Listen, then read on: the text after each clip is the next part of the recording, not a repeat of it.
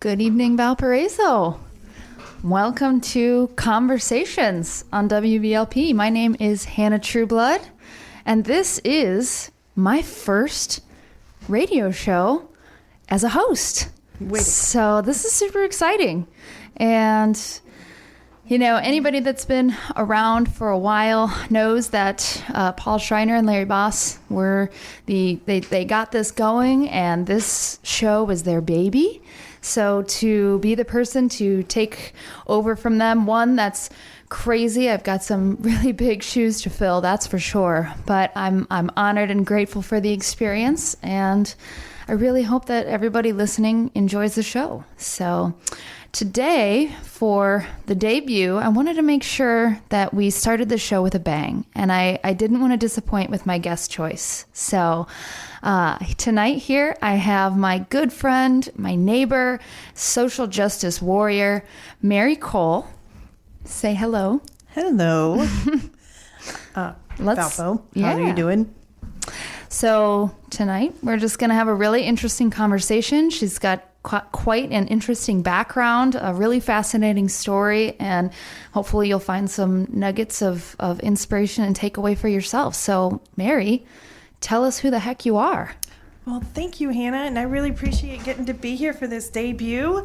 I got to see you run in the fall, and you have just been so inspiring. I actually met your mom a while ago at a Now function for Sojourner Truth House, and what a cool realm of people to be around. Just really inspiring, and so thanks so much for having me. Absolutely. Well, the feeling is mutual. It really is. Cool. Yeah, so tell the people who you are, where you come from, what you do. Well, my friends call me Mary D, and was born here in Valparaiso. I hope to have a rock here in my own, on a hill when I go with my name on it. I have two beautiful grandchildren and two wonderful regular children. I think you need the regular children to have the grandchildren usually. You know what? But if they would have told me, I don't know that I would have done all the hard work of being a parent. Would have just skipped straight to being a grandparent. I love it. Kids are really great. My husband and I own a tattoo shop here in town, Umbrella Ink. I'm no longer a tattooer there, but he is. And Valparaiso has been really good to us. We've seen it really grow, and I went through some things, and then came back to be. Actually, I came back because of this radio program and a punk rock radio show my brother was having that my now husband underwrote, and so we ended up meeting him. Falling in love because of WVLP. So it's really cool to be full circle with this. Yeah, really. The full 360. That's adorable. Mm-hmm. Wow. Yeah. Who would have thought? So we live in the old Fairgrounds neighborhood. We worship at First Christian, where my husband and I are both deacons. I'm in recovery. That's an interesting story as well. And we will get into that. Right? And I really love the community building. You know, I love, I feel like, through recovery for the last 20 years, I've had a strong dedication to service, but I don't think I really got into what it would take to be a part of civic duty in my own community until probably about 2016 or so. Mm-hmm. And then 2020 stuff started going so haywire, and I was so worried for my kids, and I just started following people like you that what they were doing, and I asked some friends where to volunteer and how to learn more, and it has been interesting. Yeah, it's crazy. And it's funny that you say that, because the way that we got connected, I don't even know how we were Facebook friends, but we were. And I just so happened to have come across a post of yours. This was over a year ago now. And you were posting, well, it would have been a year and a half ago now, I think. You were posting about the homeless problem and questioning what you can do to get more involved to help. And I messaged you and I said, well, hey, what's up, girl? Because I'm really into helping those less fortunate as well. So what can we do together? Full disclosure, when you first messaged me, I probably thought you were one of my kids' friends. And I was like, oh, yeah, I know that person. Right? I know. It's so funny. You just are one of those people I feel like I've always known. I love it. We've been around a few lifetimes here, it feels like. Yeah, no, after my husband was involved with punk rock radio here, we were also, we would volunteer with the Chicago Street Theater. Mm-hmm. And so we had a really good experience with that. I do photography and writing. I wrote and photographed for a handful of tattoo magazines for a decade or so while we were building our business with the shop, and traveled around the world for that. And,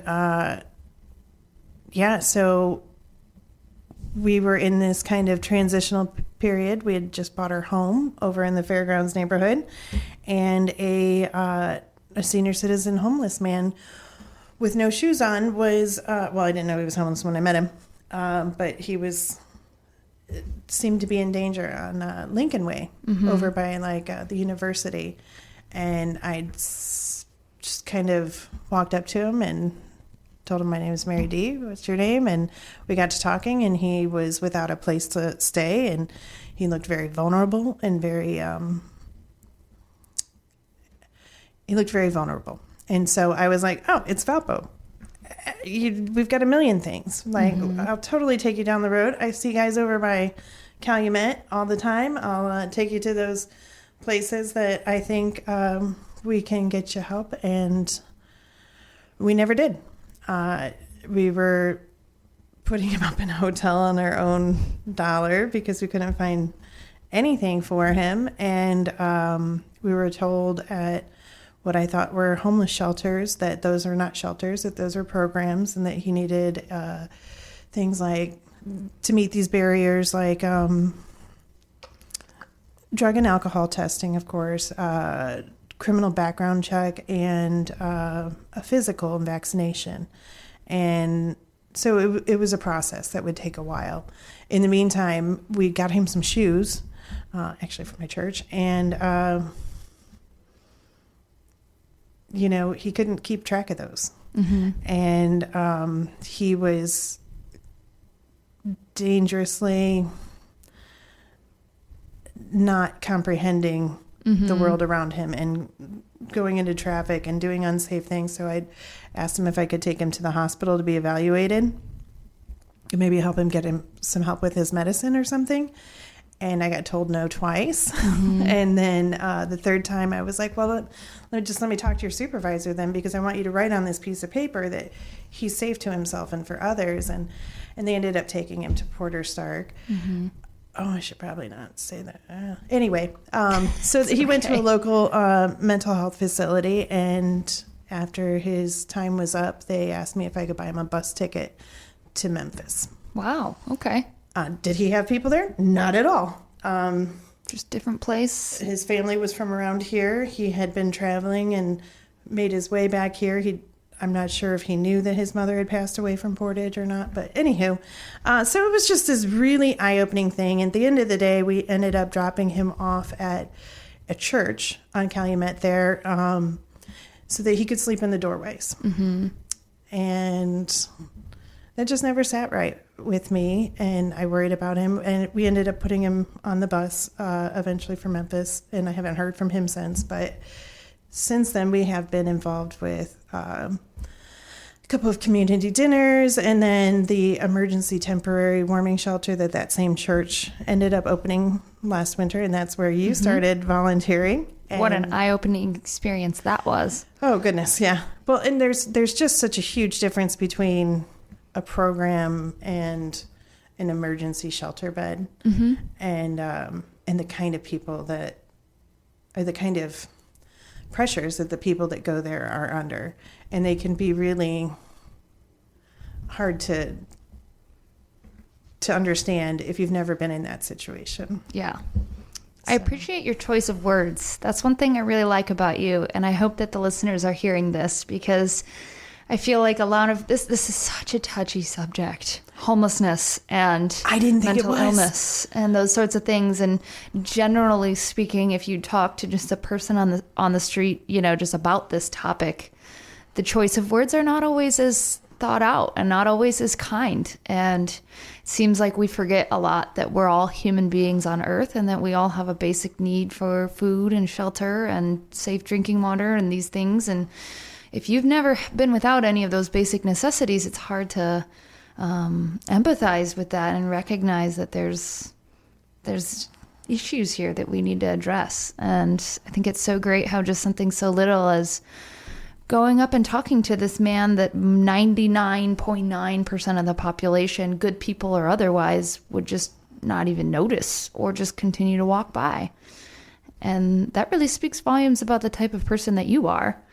And so, I mean, leading into that, how did all of this go? I mean, you spoken about the fact that you are in recovery, that you have a very interesting story, that your background kind of goes maybe down some dark alleys and some places that not everybody has been down. So what happened there? So yeah, I was born in a pretty chaotic home life, into a very unpredictable world. And very early, I got into substances that made it easier to deal with that world. And quickly became very apparent that I was not one of those people that could drink or use drugs successfully. Right. I ended up, all sorts of fun adventures, but eventually I was in a homeless shelter myself. And actually, even when I was a kid, I stayed in a homeless shelter in Valparaiso with my mother. I believe it was called like Day Spring. It was out on 30. And I think I was getting ready to be a freshman in high school, and we had no place to stay. And she must have hustled up this place one way or another, and it was like a little hotel room. And there was food there was like donation food, and then there was like food pantry stuff, and they gave her services and stuff, and we ended up getting a place out in Stark County. Unfortunately, she passed away shortly after that, tragically, and I kind of bounced around, and that was really fuel for the fire that had already began. And so let's see, tattoo tells me what year it was. Around 2006, I caught a case, a drug felony. And after some rigmarole, I ended up going to a women's prison in Indiana.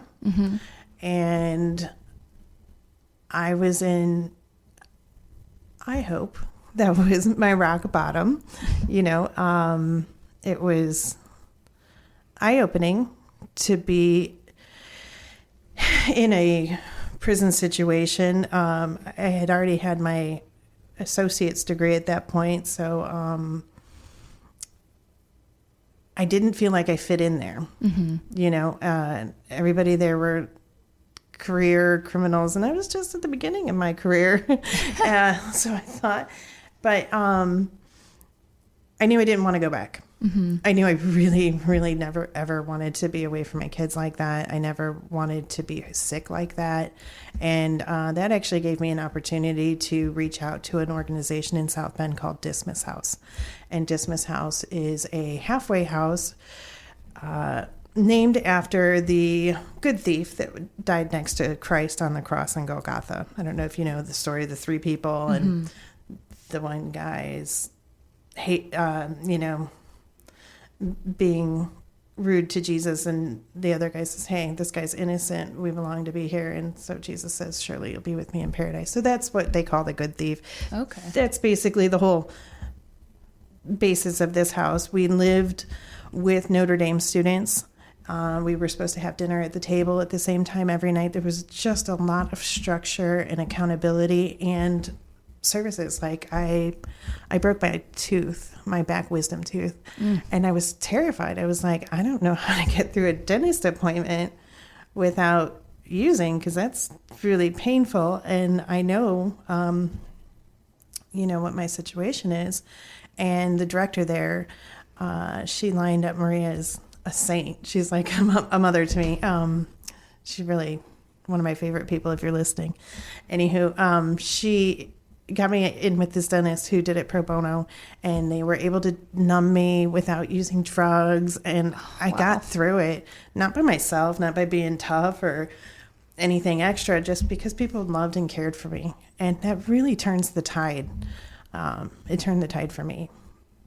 But I also noticed that I had a lot of privileges. I had an education. I had, I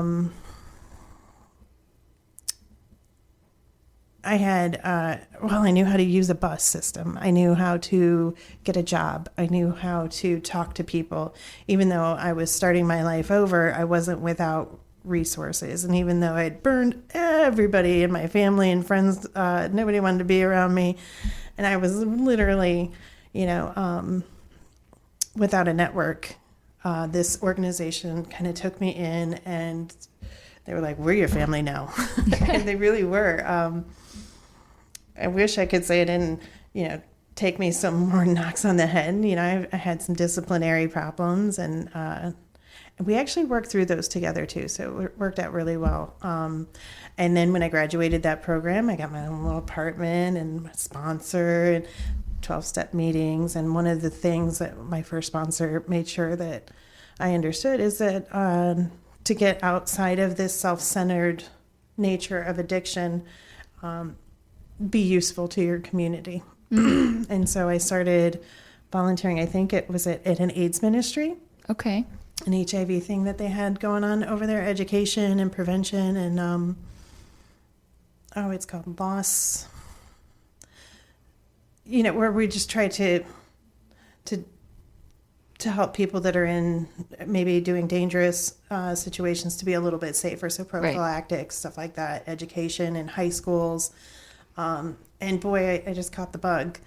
I loved it. When I ended up going and speaking for Dismiss House and getting to do fundraisers and stuff with them. Wow. And actually got to do some peer counseling, peer tutoring or something they called it, at a local recovery home here.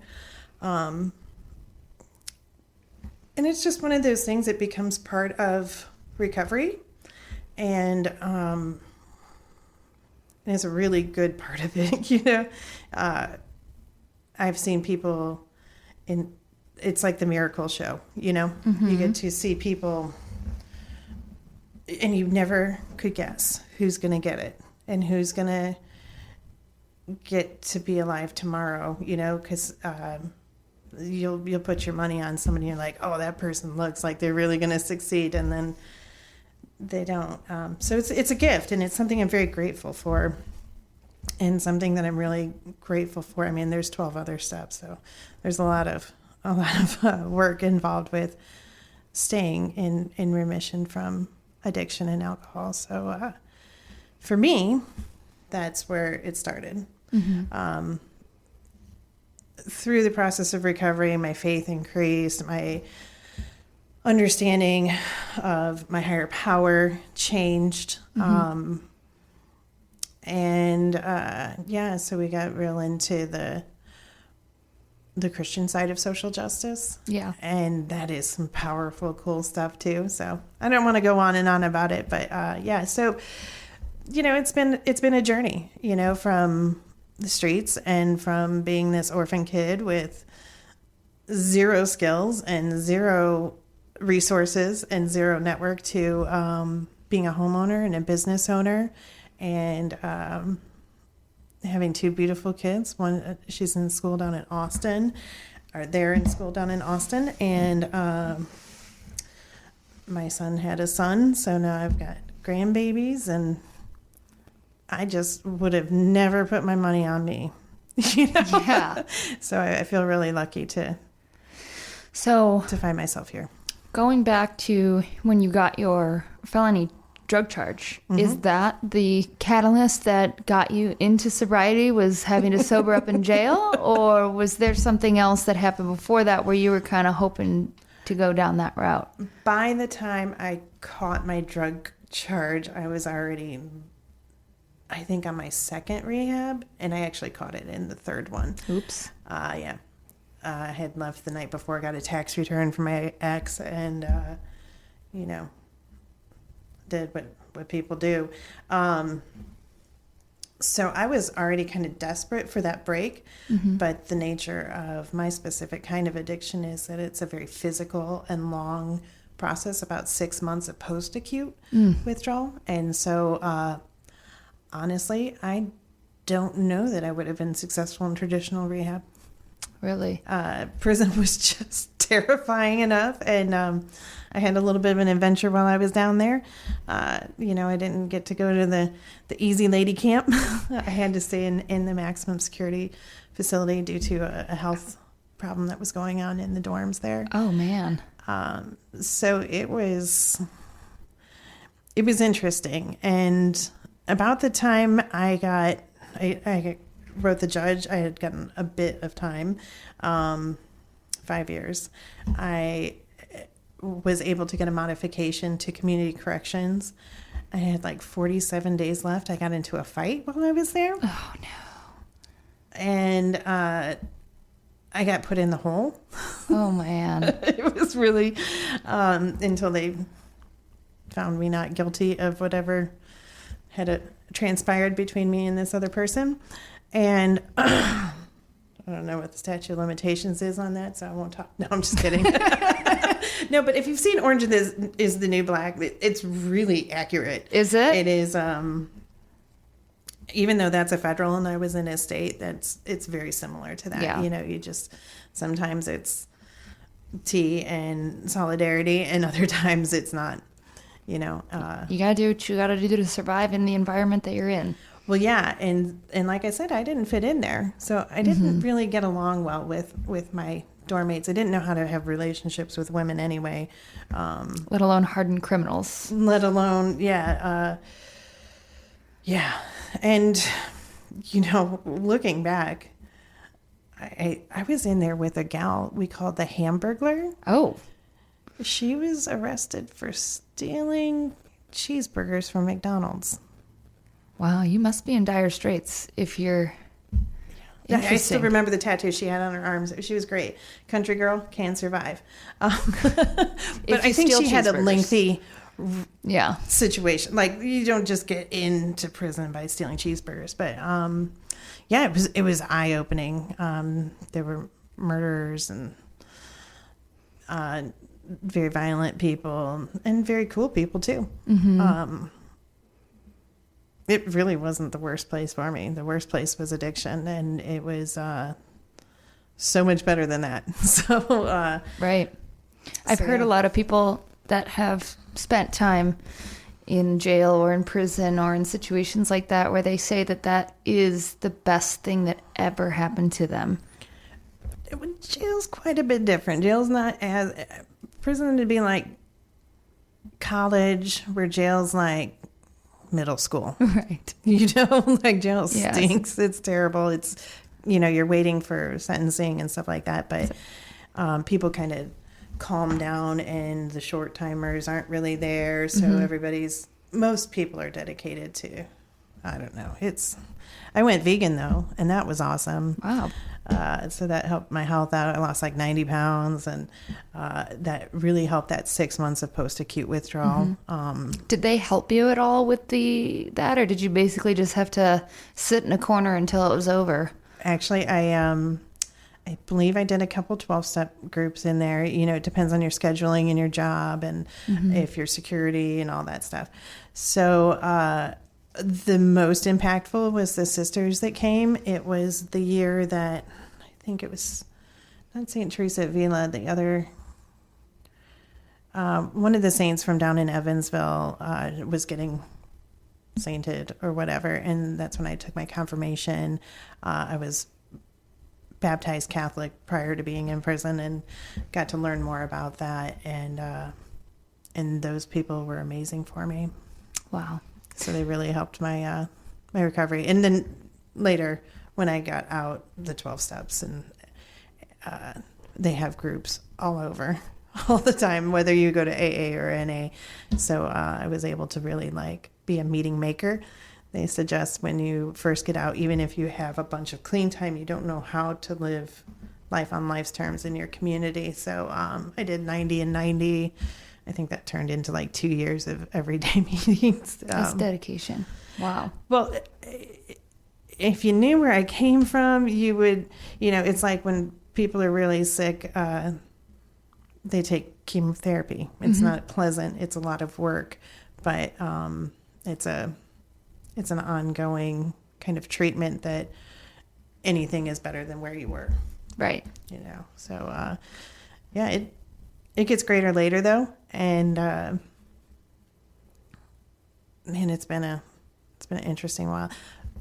Which brings me back to getting to do this stuff with volunteering and with our unsheltered neighbors and stuff. It's just been such a reminder about how grateful and how privileged I am. The things that are barriers for some people aren't as easy to overcome as the things that I was dealing with.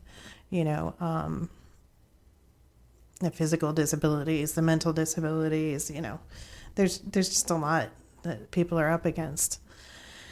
And once they get sucked into homelessness, it's almost impossible to stop that train in the tracks without a whole network and community like I found, And so I get to be kind of the hand that was helping myself up. Just kind of, like another full circle. Well, to everyone listening, we are talking to Mary D. Cole about her experience going through addiction, recovery, all of those things, and what it's like being on the other side. So to anybody right now that is listening that maybe they themselves are in the thick of it, whether they're in addiction or they know someone that's in addiction or they're in the early stages of recovery or even later stages and are struggling, what advice or what words would you share with them?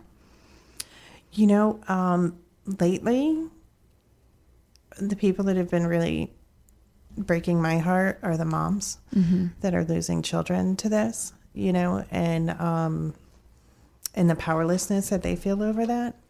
And I would hope that they know that a miracle can happen anytime. Yeah. Any place, and you can't predict them. It's hard to live with a kid with a fatal disease, and addiction is fatal. It is. And that's like one of the better outcomes, because there's a whole bunch of suffering and bad stuff out there. But yeah, the moms are the ones that really, they're collateral damage. And I've seen a couple of people that I was really close with in the last 5 years pass away. Like I don't know if it's fentanyl or what is going on, but we had a kind of a few back-to-back. It's really been for the last 20, so I don't know, I can't really say that. These ones strike me the most. Well, you're a mom and you're a grandma, and so it changes the perspective. Once you have kids, I mean, you can't unsee that. No. How much it breaks their heart. And, exactly. And to watch your kid not choose to thrive, and you think that it's like a moral dilemma. Addiction is not a moral dilemma. It is a physical and it is a disease, and that person that you love isn't the one calling the shots. The disease is. But it feels like that person is lying to you and that person is stealing to you, and so it's kind of this complicated web where you still love your person, but you don't love what they become, and they aren't good for you, or could possibly hurt you or take you out with them. There's just all sorts of stuff, and it feels like it's just getting so, I don't know, like everybody thinks, well, if people want help, then it's out there, but that's just not the case with our that was going to be kind of my next question, is that seems to be a common thing. Well, we've got homeless shelters. We've got, crisis centers. We've got everything that they need. What's the problem? There's no problem. They just don't want to quit. Right. That's what I hear a lot. They're just weak. Don't want it. Right. But trust me, nobody would choose to live in that kind of torment. People take substances because it does something positive for them. Mm-hmm. And then they get lapped into this, cycle and whatnot. But just like nobody's going to come to Valpo to visit our fine homeless centers. Valpo attracts people because it's an amazing community. Right. Even when I lived here when I was younger, we never locked our doors. I could ride my bike literally anywhere in town.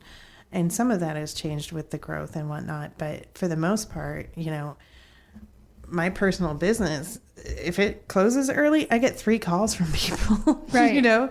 Or if somebody sees my kid out at the store, I get 6 calls about that, Like, I love the small community that we have here, and I'm not sure that I stayed with that train of thought the whole time, but that's okay. We're tracking. We get it. I get it. Yeah. I'm really this is so interesting. You never know what you're going to uncover when you start talking to a person, especially when you get down in the nitty gritty of the things that people, conversations like this are so important because these sorts of things affect all kinds of people. I mean, addiction and other crises, it doesn't discriminate. It's in all corners of society, and in my opinion, and I'd be interested to hear yours, is that the way that we get through it and the way that we improve is by uncovering the dark corners, and that Valpo is a beautiful place, but just like every beautiful place, there's an underbelly to that, and how do we solve that? The issues that are coming and bleeding out from that underbelly is not by shoving it down even further. It's by opening it up and trying 100%. To figure out what is going on. And more importantly, talking to the people that are in that world. It's frustrating. There's a lot of damage, mm-hmm. and there's a lot of anger at this stuff. There's a cost. It costs a lot of money to put somebody in prison for a year. Yes, it does. For our taxpayers. Thank you for that. It costs a lot less to treat them. But not everybody gets it their first take. Mm-hmm. Some people, like myself, I don't know, maybe 5th, 6th time, I was finally able to get enough space between me and the side of me that wanted to destroy me. One of the things we say in the program, though, is secrets keep you sick. Mm-hmm. And I fully, I don't love that my family might get judged for the things that I've done but I know that I paid my debt to society. I know that I have worked really hard to not be that person anymore, and I know who I am in my faith. So it's easier for me to talk about this stuff, but oftentimes people are so stigmatized, they feel like they can't reach out if they've got a drinking problem or their spouse dies, and they end up putting secrets on top of secrets on top of secrets, and then kids are being asked to keep secrets, and now you have a generational thing going on. Mm-hmm. And I think, Ani DeFranco maybe said it best: smile, come clean, relax. The truth shall set you free. We are all in this together, and just because you don't see somebody's flaws, everybody has them. Oh, absolutely. And everybody struggles. And I think that's one of the coolest things I've learned in recovery is just how human it is mm-hmm. to fail. I think that's so beautiful. Which leads me into gardening. Yes. How did you know that because that failing? So you have taken up a different, healthier hobby. We would almost call it an addiction at this point. Well, and I think I'm passing it on to you. I think I'm peer pressuring it on because I've seen your yard. You got the herbs up. You got the the mulch pile or the compost pile in the front. You've probably moved all that. We got it going on over there, and it's all because of you Yeah. and a couple of other garden maniacs that I just somehow have found a community with. So how did that start? Where did you get into that, and why? Oh, dude, COVID. Yeah. We started what was called a garbage garden. Okay. You know, like with our leftover pumpkin seeds or something, we'd throw them in the yard and see if they grow. Mm-hmm. We had a rental then in a much more fertile, like a pine tree kind of loamy soil. And I guess everything grew there. And then we bought our house over in the Fairgrounds neighborhood, and it was like a Roman road. And so we were like, well, let's start working on this dirt. Let's see what we can get going. And actually, we were just out there today, and some of my plants are like taller than me. And she's not a short person, so No. that's amazing. Gardening is such a fun, but also just really aggravating sometimes. So, is. you know, what are the... But you can't get it wrong. You can fail a million times, and it's just dirt.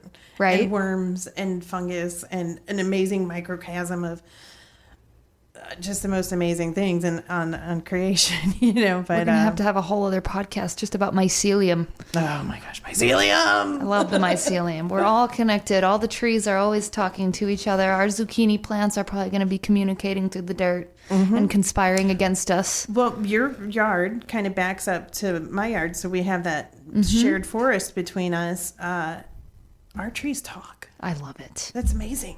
Isn't it? They're like, this broad has got the most annoying dog. No, that's... Excuse my language. That's me. I have the most annoying dog. I don't know. We should have a contest. We should. That along with our... what other contests are we doing? Banana bread? What other things are we doing? No, we're doing a watermelon contest. That's what it is, the watermelon contest. Yeah. So stay tuned for that, folks. We are going to see whose watermelons triumph in Fairgrounds So I don't mean neighborhood. to brag, but last year was my second year for watermelon, so I kind of got a head start. I made one the size of a tennis ball. That's literally the most impressive thing I've ever It had heard. red center. I mean, I'm pretty much a genius. Wow. You're like a mad scientist out there in the garden. No, but they're like $9.99 in the grocery store right now, so I'm really like hoping that I can just squeeze enough sunlight out of my oak tree Right. yard to get some watermelons for free. You know? Right. So the price of food is a big motivator for some people like us to be able to get out in our yards and invest some time and some money to get things going, so that way we don't have to buy a bunch of pesticide-ridden, overpriced food. So, and you know, food deserts are a big thing, even within an urban community. There's food deserts. There's areas in which it's difficult to have access to not just food in general, but also quality food, which damages quality of life and can tie back into issues with homelessness and mental illness and addiction. See, it's all connected, just like the mycelium. Yeah, yeah. So what are your thoughts on, you know, gardening for community gardening? Because you are volunteering for a community garden, aren't you? Aren't you doing something like that? We started a new bed at our church. Okay. It's not really taken off right now. But I know a lot of places are in front of the food pantry. They have, I think the Methodist Church is doing a community garden. Those are really great.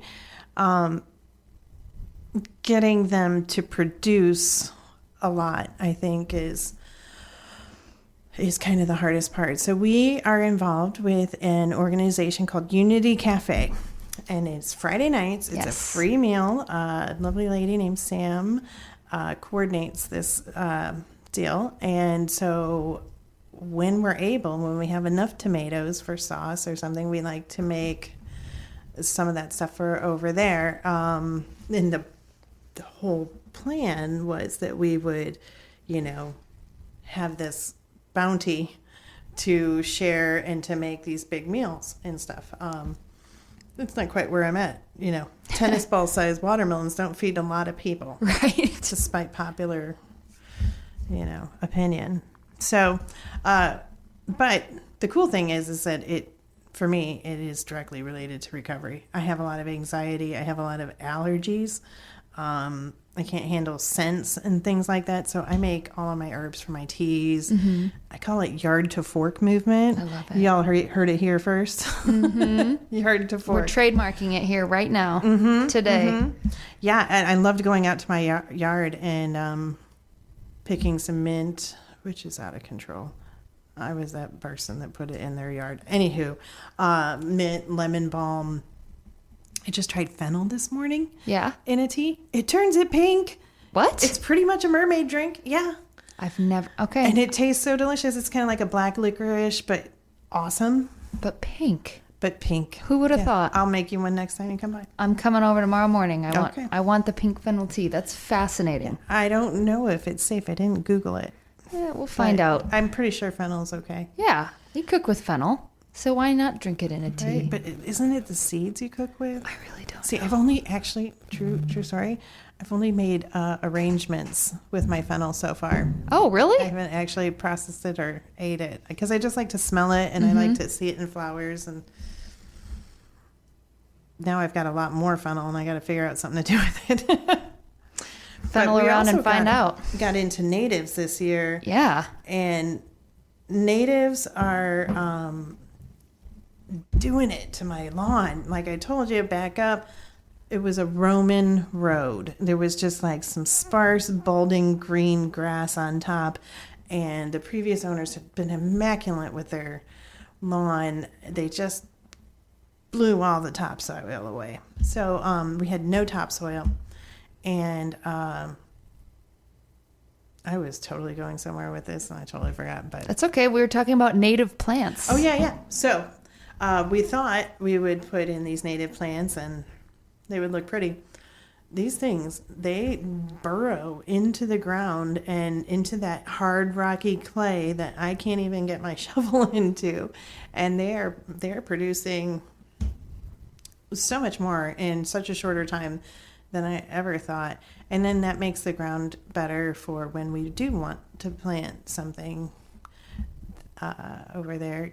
We've got a lot more worm life. We also are composting, and that is amazing. If you want to feel real rich, spend 2 years buying dirt and then start digging it out of your backyard. Right. It's great.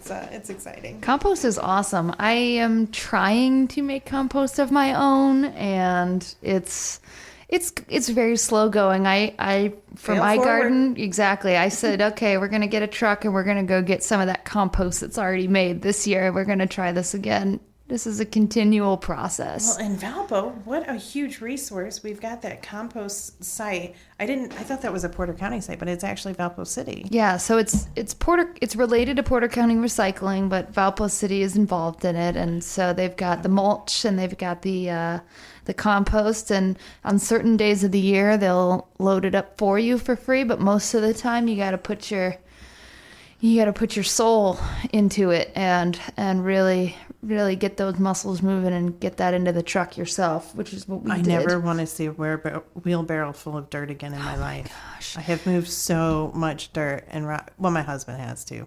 He did a lot more than I did. But just for my 1/3 acre. Isn't that crazy? I mean, I bet we've done 18 yards of straight shoveling and my shoulder hurt just talking about it. I know, right? I'm getting having some PTSD from a couple of weekends ago when I had to do that. Hot. Oh, it's man. only hot on the days you got to hump wheelbarrows full of dirt. Literally. To the backyard. And then it's 60 degrees as soon as you're done. You're like, Right. Really? Where was this? Yeah. Oh my gosh. So why on earth, if it's so hard, why do it? It's amazing. We've already cut down our food bill. We also have an opportunity now to kind of plan our meals by what's seasonally going on. Wait, like the way that it's supposed to be? Yeah. My husband has had a lot more physical success with this. He has recently lost like 50 pounds. Shout out to the hubby. Yeah, he's really doing great. He does the whole clean eating. He's on the walking. I see him hustling out there. I see him walking. He is something, isn't he? It's amazing. I love that. Yeah. As a person who's lost almost 100 pounds, I love that. I love seeing people doing the darn thing. Yeah, well, I'm doing it with him sometimes too. Mm-hmm. I'm just not having the same results. But we're going to keep at it. We're going to keep at it. And the point is too that we're also teaching our grandchildren Mm-hmm. and our children how to propagate, how to survive, how wonderful and amazing this creation that we find ourselves in, because if you just look at it from a street level, driving down the road in your car with the radio up and the air conditioning on, you wouldn't notice, but like there's so many beautiful bird songs and crazy looking bugs and creepy crawlies, and like even I just pulled out a poisonous hemlock, or is that what it is? Hemlock. Oh, yeah. It looks like Queen Anne's lace. It's got a red stalk. Ask my mom about her hemlock story. Oh, did she get poisoned? No, but it's a good one. She didn't realize that it was a poisonous situation. She thought it was rhubarb? Yeah, something like that. She didn't. We're all good. Okay. Nothing horrible happened. A person who knew that it was hemlock stopped her. So, but ask her about that story. Well, and thank goodness that person who knew about hemlock was there, right? Right. Because it could have changed the course of history. Isn't it amazing? And that's what I told Ben tonight. I was like, your life might depend on this someday. You might find yourself stranded somewhere, or you might want to forage, or, whatever. Who knows what would go on. We've only really moved away from being an agrarian community recently.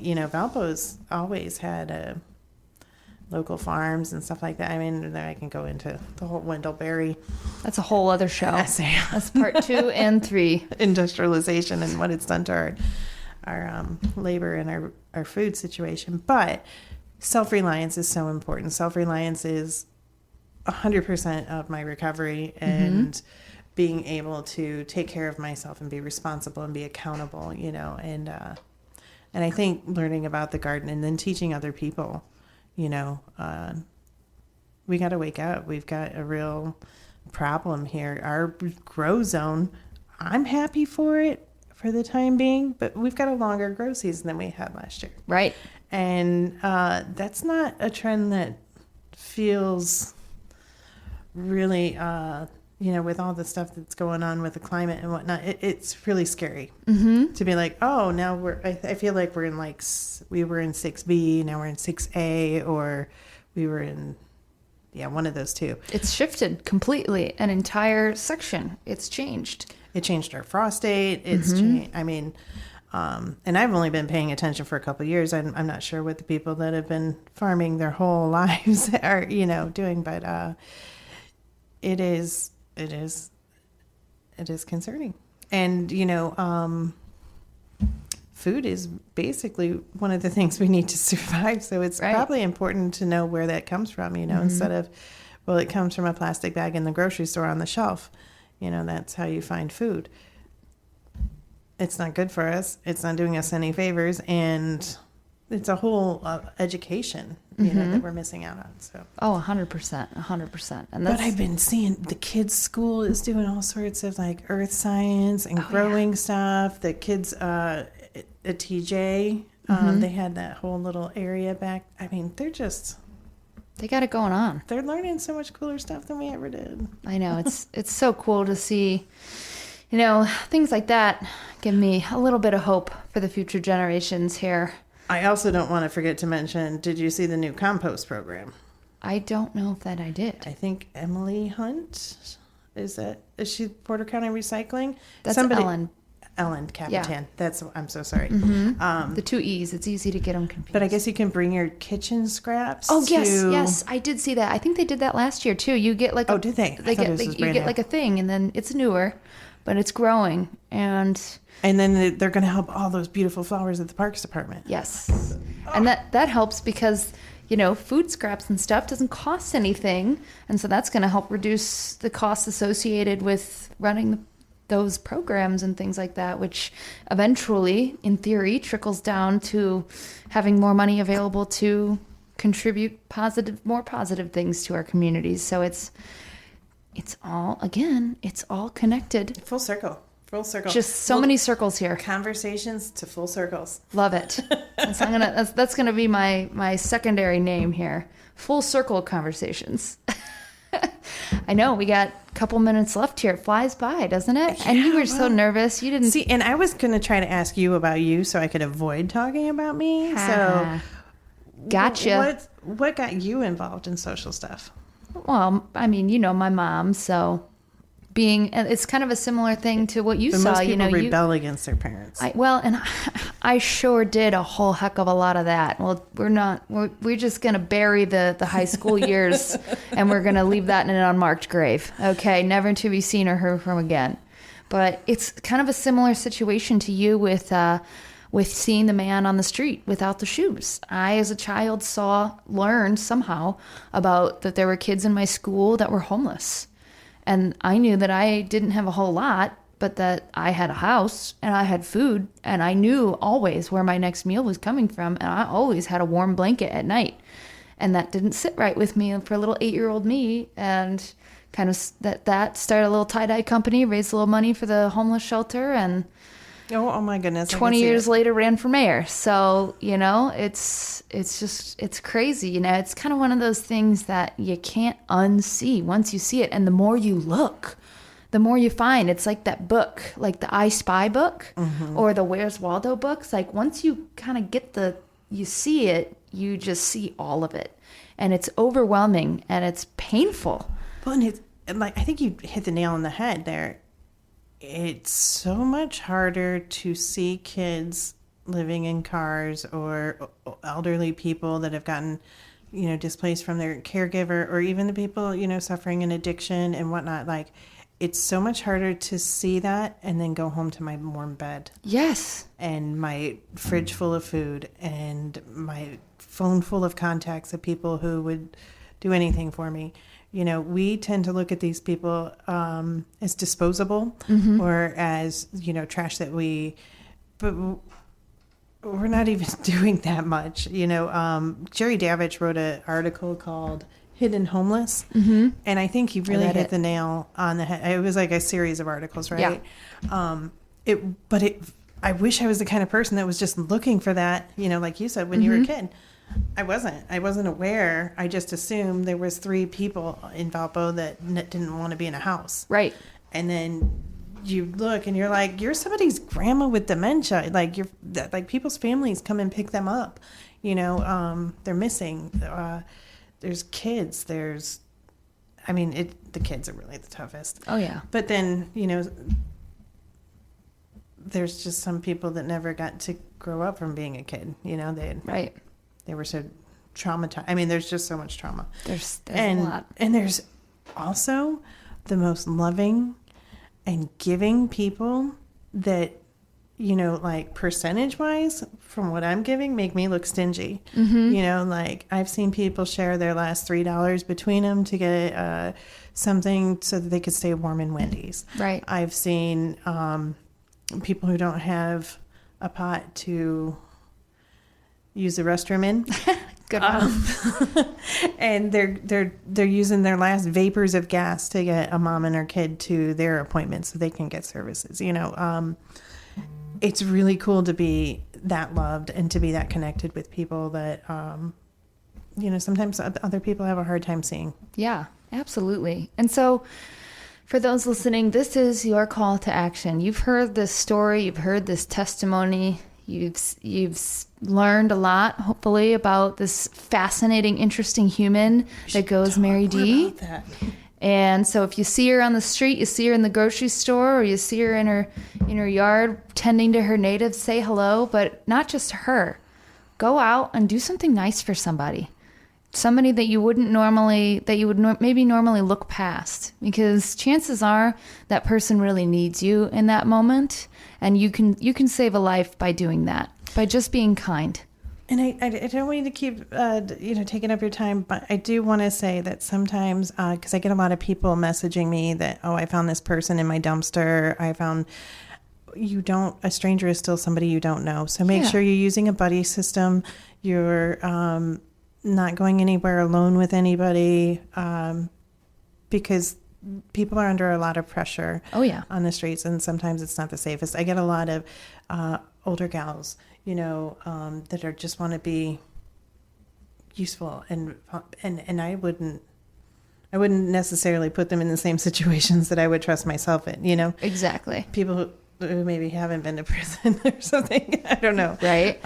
Well, at the end of the day, there's a lot of really great resources in Valpo that are available, and there's a lot of really great nonprofits and just generally good people who are doing great things. You don't have to attack this issue alone. Come find it. Come reach out and see what it is that you can do to give back to the community that loves you. So I think we'll close it there. Oh, one last quick thing in our last 60 seconds. We kind of have a little thing that we're trying to put together. Isn't that right? Oh, yeah. So Sunday, right?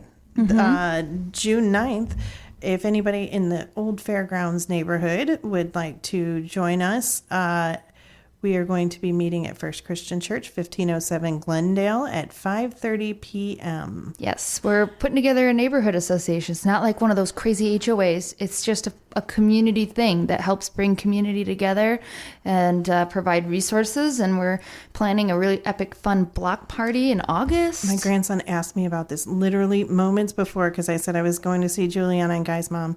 And they said, oh, I'm sorry. It's okay. And they said, everyone knows. When are we going to have the party in the road? The party in the road, folks. Come to our planning session on Sunday at 5:30 so that we can give these kids the party in the road that they deserve. These kids need a party in the road. They do. And so do the adults. We're not going to lie. This is a little bit self-serving too. Yeah. Well, and we need to know each other. Exactly. We need to know our neighbors. We need to look at each other in the face. Amazing. Thank you so much, guys. This has been a pleasure. Thank you for tuning in. I will see you next month on Conversations with Hannah Trueblood. Thanks so much, Hannah.